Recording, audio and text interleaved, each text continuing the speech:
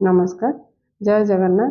आज बनेगा पूरा रेस्टोरेंट स्टाइल रो चिकन तरकारी ता भी बहुत ही कम समय रे बहुत सहज उपाय ता भी प्रेशर कुकर रे आजिकल समस्त को कम समय बहुत टेस्टी तरकारी माने खाइबा को इच्छा तो समय अभाव आपण बनै पार नथिबे तो आज रेसिपी पूरा देखंतु। देसी फूड कोर्ट ओडिशा को आपण मानू स्वागत करछि। मु एई तेल रे एठी मु आलू भाजी की नेथिली सेम करे रे मु एठी गोटे चम्मच तेल देछि। 2टा मीडियम साइज रो पियाज को रफली काटी नेछि। 3टा 4 ରୁ 4टा सुखिला लंका 15 ରୁ 20टा काजू 2टा टमाटो नेछि। तो ए सब को मीडियम फ्लेम रे टिके कलर चेंज हला जाय हमें भाजी नबा। तो समस्त इच्छा थाए जे आम रेस्टोरेंट करके आम तरकारी बनेबा तो एते समय न थाए तो आपण माने बहुत ही कम समय रे आ बहुत सहज उपाय आपण प्रेशर कुकर रे एमती चिकन तरकारी बने की खाई परिबे। तो 2 मिनिट भाजला पर देखि पारथि अल्प कलर चेंज हे आसलानी। तो ये आम गैस रेट बंद करनबा। तो कड़े रे ही आम ये ठंडा हवा को देबा। ठंडा हला पर ए सब को ग्राइंड कर देबा बिना पानी रे। तो आज बनेबा प्रेशर कुकर रे तरकारी। तो मु 2 चम्मच एठी नेछि रिफाइन तेल। तो आपण जतिके तेल खाइबे से अनुसार सोरष तेल भी नहीं पारिबे। तो गोटे चम्मच जीरा देछि। तो जीरा ये भल से फुटी गला पर गोटे तेजपत्र देछि खंडे दालचीनी देछि 2टा गुजराती की फटे की नेछि। तो बासनाटा भल दब। तो 10 ରୁ 12टा गोलमर्च नहीं अल्प समय भाजी नेबा। तो मुझे आधा किलो चिकेन तरकारी बनाऊँगी।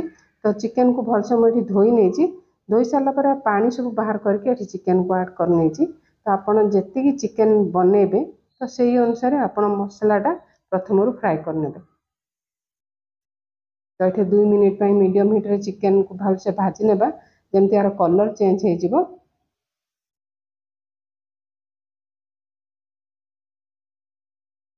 तो आपन तो बहुत थोड़ा चिकेन तरकारी बनाऊे ये रेसिपीटा बनातु आपंकर केमती रेसिपीटा बन निश्चिंत मतामत देवे। तो ये भाजी होगा देखिपे चिकेन कलर चेंज होगा। तो ये अदा रसुन पेस्ट ये छोट चमच 2 चम्मच ये मुझे पकई। तो आप चिकेन क्वांटिटी हिसाब से अदा रसुन पेस्ट ये पकई ने।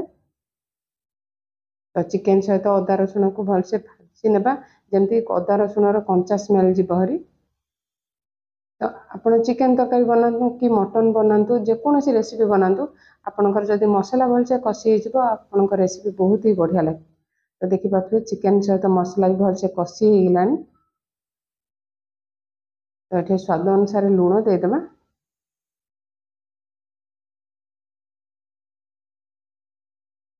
तो आज रेसिपी आपड़ी भल लगे तो वीडियो गोटे लाइक करनी और चैनल रे नुआ थिले चैनल को सब्सक्राइब निहाती करनी।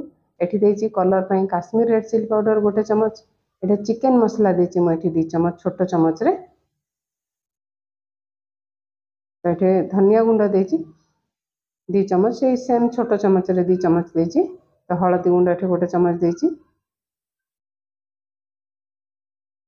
तो अल्प समय एठी भाजी नेबा। तो आपन चाहे सब मसला को अल्प पानी देकी गोले की भी ऐड कर परिबे। तो एमती करिया पई समस्त बाहर समय न थाए। तो मैं यही प्रोसेसटा आपण मानकु बताऊँगी। तो जो एठी आपण जो ग्राइंड करके रखी मु एठी मु से मसला गोटे को ऐड कर नहीं। तो गैस रेट एठी मीडियम रखिकी 3 ରୁ 4 मिनिट चिकेन सहित मसला को भलसे कषि नेबा। तो यही प्रोसेस रे आपण बनातु आपण रेस्टोरेंट जीवा भूली जिवे घरे ही एते टेस्टी चिकेन तरकारी आपण बने पारिबे। तो 3 ରୁ 4 मिनिट पर देखि पारथि साइड रो भलसे तेल छाड़ी गेलानी मसला भी भलसे कषि हो गेलानी।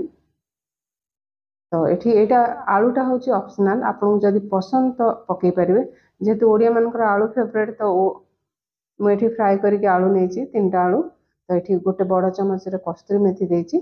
तो कस्तूरी मेथी निश्चिंत ऐड करंतु कारण होटेल रो बास्ना दबो।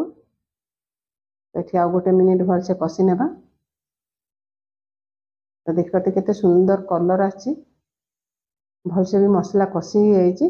आपण जेते मसला भलसे कषिबे आपण रेसिपी सेते टेस्टी बनिबो।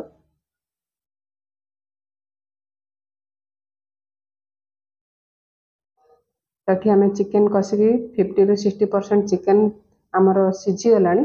तो ये आप प्रेशर कुकर जदि बनाऊँच तो गरम पानी ऐड करंतु चिकेन माने परफेक्ट सिझिबा सहित तरकारी भी बहुत टेस्टी लगिवो। तो आपन जेतिकी ग्रेवी दरकार से अनुसार आपन पानी ऐड करनेबे। तो जेहेतु आम काजू बटा देचे तो चिकेन तरकारीटा बहुत ठंडा हला पर बहलिया हो जिवो। तो आपन से अनुसार एठी गरम पानी ऐड करनेबे। तो आपन जेतेले प्रेशर कुकर रे बनाउचंती तो चिकेन आपनकर परफेक्ट सिझिबो, बेसी सिझि जिवोनी। तो एठी आम प्रेशर रो लीड बंद करनबा। तो मीडियम हीट रे 2टा हुइसिल आसी रखते। तो 2टा हुइसिल आसला परे आपन फिटेकी देखौची। तो तरकारी बहुत टेस्टी बनी आपन देखि पारते ग्रेवी केते बहलिया आ ठंडा हला परे आउरी ही बहलिया हो जिवो। तो एठी गैस रे टिके आम ऑन करनबा।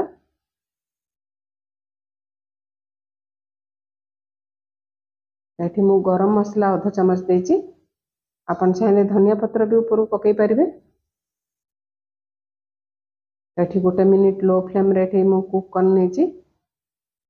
हमर बनी गेला रेस्टोरेंट स्टाइल रो चिकेन तरकारी बा ग्रेवी आपन जोटा कभी कहि पारिबे। भात रुटी पराठा सहित आपन एमती बनेकी एंजॉय करंतु।